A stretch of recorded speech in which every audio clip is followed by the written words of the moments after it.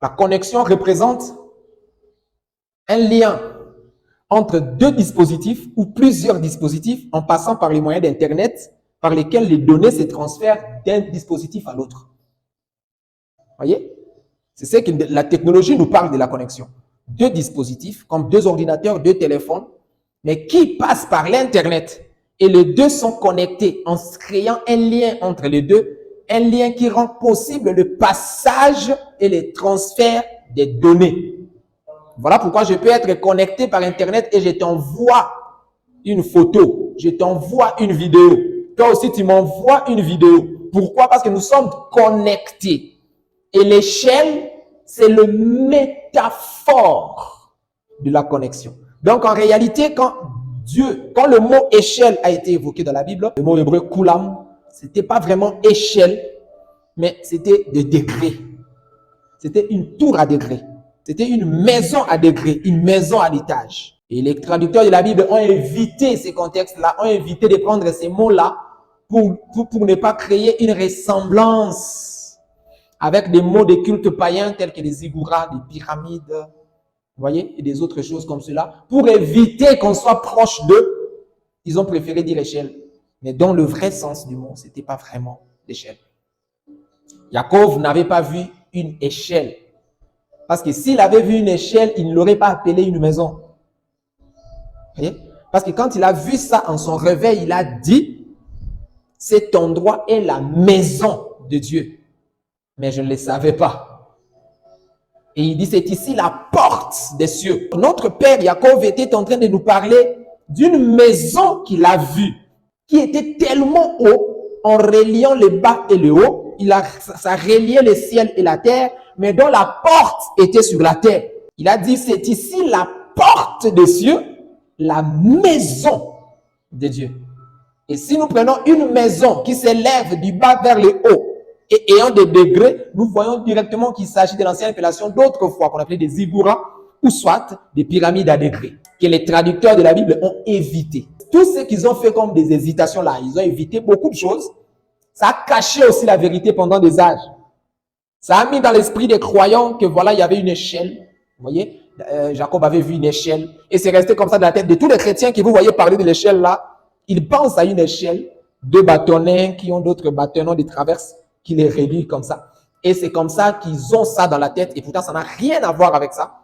Jacob n'avait pas vu une échelle de cette manière-là. Il avait vu un bâtiment qui avait des degrés, dont les degrés les plus bas étaient sur la terre et les degrés les plus hauts, c'était le trône de Dieu, là où étaient assis ces grands dieux.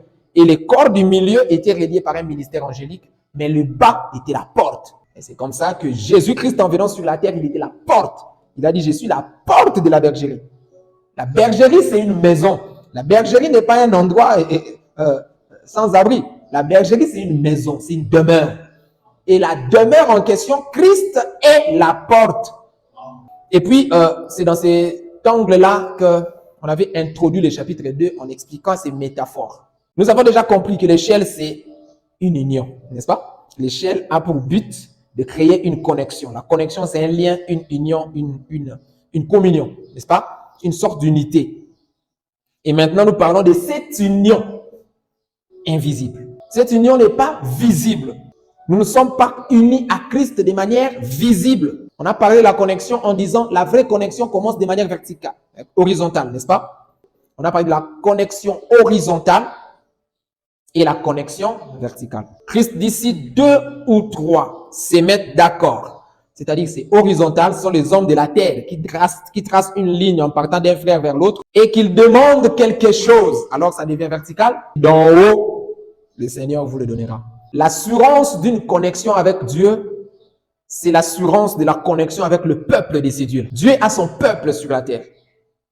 On ne peut être connecté à Dieu que si l'on est connecté à son peuple qui vit ici-bas. Israël était le peuple que Dieu avait choisi sur la terre. Parmi toutes les nations qui existent sur la terre, Dieu a choisi la nation d'Israël. Ce n'était pas parce qu'ils étaient une bonne nation, ce n'était pas parce que c'était un peuple poli. D'ailleurs, si vous lisez leur histoire, c'était des vrais rebelles.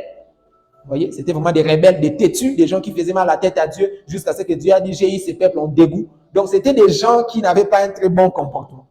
Mais le Seigneur a voulu les choisir comme ça.